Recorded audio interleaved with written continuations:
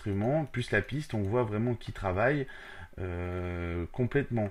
Donc là, on voit bien qu'on est sur notre clavier qu'il est en boucle d'enregistrement. Donc on va redescendre tout ça, voilà, on va regarder notre machine, et de là, vous voyez, on peut lui appliquer pas mal de choses, quoi. Donc suivant ce que vous voulez faire, hein, comme vous voulez faire, voilà. Donc après, ça va enregistrer directement. Donc bien sûr, faut faire plein de manipulations pour pouvoir que ça enregistre, hein. Donc exemple, on voit bien qu'on peut parcourir les patchs, on est sur ce patch là, on peut très bien changer notre patch, hein. Donc voilà. Donc après, on peut régler donc tout ce qui est volume, les sources et ainsi de suite, hein, donc facilement. Après pour faire donc ici, alors on va se mettre en mode mélodie, voilà. Donc bien sûr, pour enregistrer, à faire attention, hein, vous voyez, il y a des petits boutons on-off, hein, donc on peut mettre la machine en on, en off, hein, donc il faut bien vérifier que ce soit en on et si que ça soit pas en off. En général, bon, elles sont toutes mises en route, hein, directement, mais à bien vérifier quand même, hein.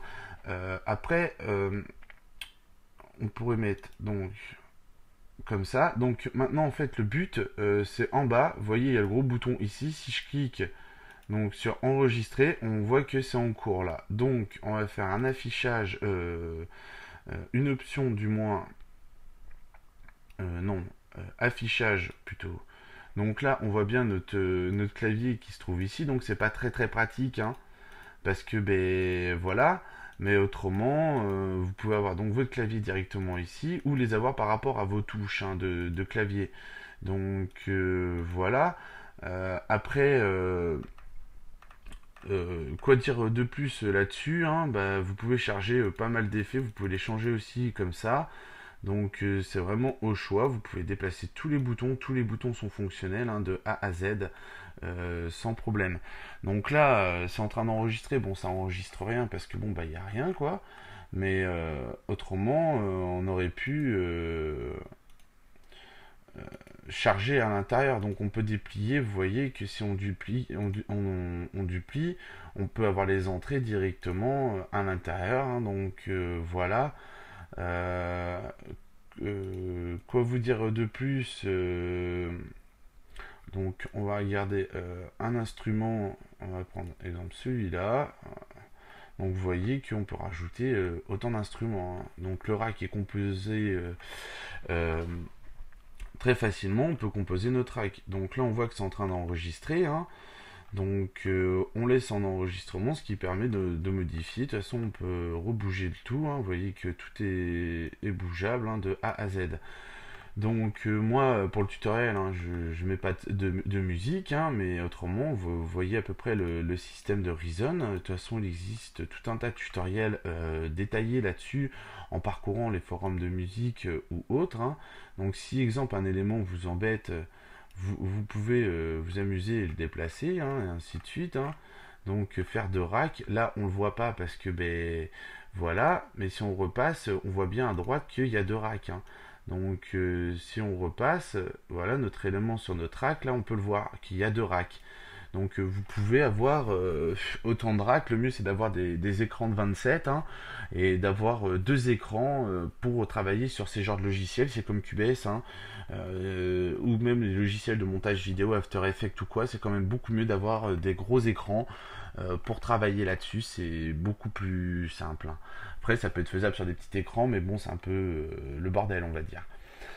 Donc voilà, j'espère que ce tutoriel sur Cubase vous a aidé, hein. J'espère que vous avez aimé, que ben, vous allez prendre plaisir à utiliser Cubase très facilement et très simplement. Donc on peut faire aussi un rack à droite, hein. Donc on va voir encore ça, hop. Donc on va se remettre donc sur ceux de gauche. Donc vous voyez, on peut vraiment déplacer l'ensemble. Et là, on peut avoir vraiment trois racks très facilement. Donc sans avoir besoin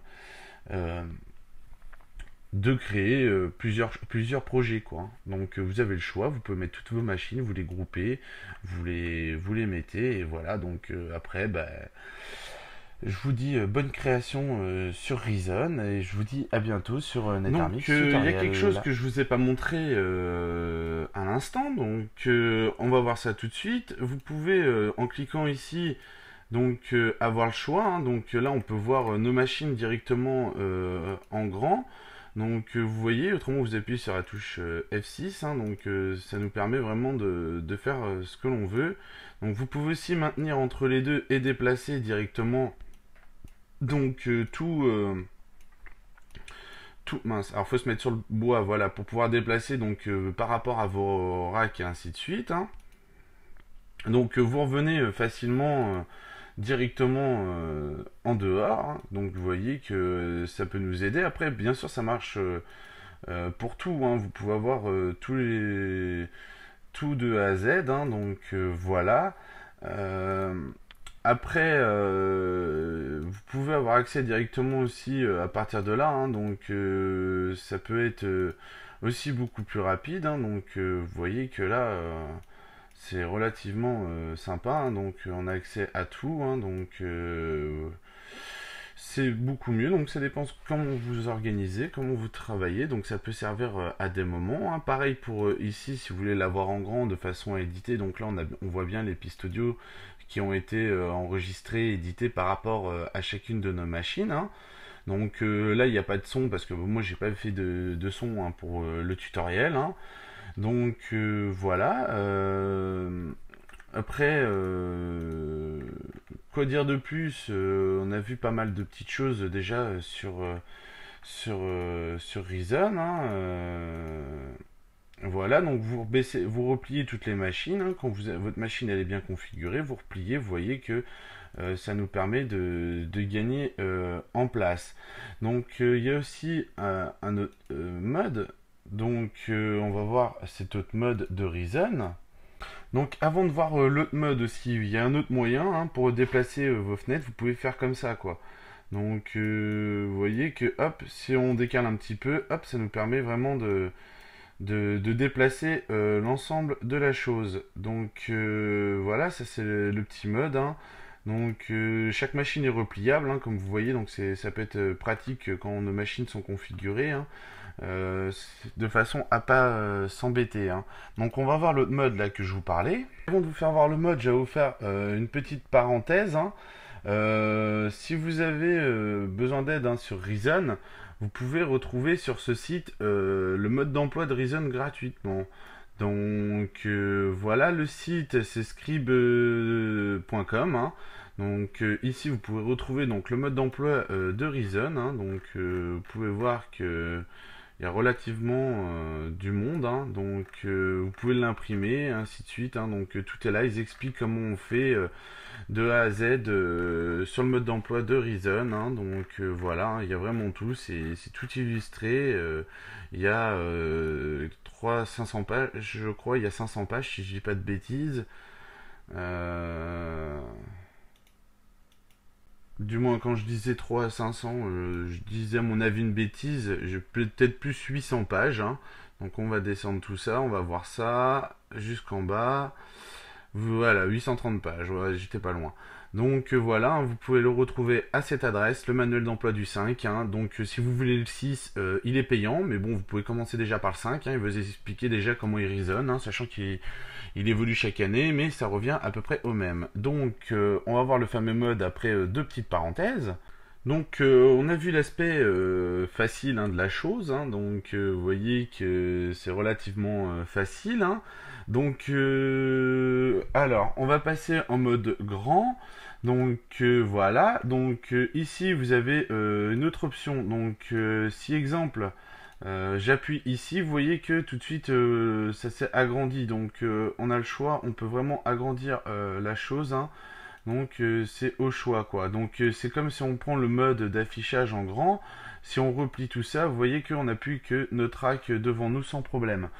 Donc maintenant, donc ce que j'avais parlé dans Piano Virtuel, nous allons voir quelque chose que moi j'aime bien. parce que on voit les modes visuels des éléments, des modules, ainsi de suite, hein. Donc le but va être de voir l'arrière de nos modules, hein, du moins de notre matériel. Donc pour ce faire, vous prenez la touche Tab, hein, donc de votre clavier. Donc Tab, c'est la petite touche qui est sur Windows en dessous de la touche N2 et en dessus du cadenas. Et pour Mac, elle est en dessous de l'arrobase et en dessus de la touche pour enclencher la majuscule. Donc si je fais Tab, vous voyez que sur la touche Tab, on passe directement d'un bord à l'autre. Et de là, nous avons l'arrière de notre rack. Donc, c'est plutôt sympa. Maintenant, vous voyez que si je clique gauche là sur un des fils, je peux très bien le déplacer donc sur une autre entrée. Donc, voilà, hein, très facilement, je déplace mes fils. Donc, vous voyez, si exemple, je veux le mettre ici, on peut le déplacer. Donc, bien sûr, tout ne se couple pas n'importe comment, hein, mais on peut faire vraiment ce que l'on veut, quoi. Donc, voilà. C'est vraiment au choix, donc on peut supprimer nos fils, hein, facilement, hein. Vous voyez, vous le mettez dans le vide, votre fil il a disparu, donc votre appareil n'est plus branché, hein. Donc vous voyez, c'est vraiment comment dire, c'est vraiment hors norme, quoi, hein. Donc c'est comme si vous étiez dans votre vrai studio d'enregistrement, hein. Vous branchez vos petits câbles, vous les déplacez, tac tac tac, et hop on déplace, et ainsi de suite. Donc voilà, nous on va faire alors un petit truc rapide pour que vous compreniez. On va faire fichier nouveau, donc ici, voilà. Donc il me faut la palette d'outils, donc on va aller dans affichage, euh, afficher la fenêtre d'outils, voilà. Donc, on va descendre un petit peu tout l'engin et on va aller chercher donc un outil. Alors, je suis pas sélectionné dessus, donc bah il est là d'ailleurs. Hop, voilà. Donc, on va prendre Subtractor. Alors, on va fermer tout ça. On va passer avec la touche Tab en arrière de notre logiciel. Et de là, on va regarder un petit peu donc tout l'engin. Donc, ouais. Donc, Subtractor. Donc, on va réouvrir la palette d'affichage et on va aller chercher une Redrum. Alors, vous allez me dire, mais qu'est-ce que Redrum? Eh ben, vous allez voir ça. C'est affichage des boîtes d'outils. Voilà. Et la Redrum. La Redrum. Voilà, cet engin-là. Donc, hop, on décale. On peut aussi faire par rapport à l'arrière, hein. Donc, en panneau arrière, on peut directement créer justement ça, hein. Donc, vous avez vu, on décale à l'intérieur. Donc, pour créer un fil, on clique dessus directement. Donc, on va le placer comme ça ici. Donc, là, en fait, pour le faire, on fait un clic gauche qu'on maintient. Et une fois que le clic gauche il est maintenu, ça nous permet de monter donc nos câbles.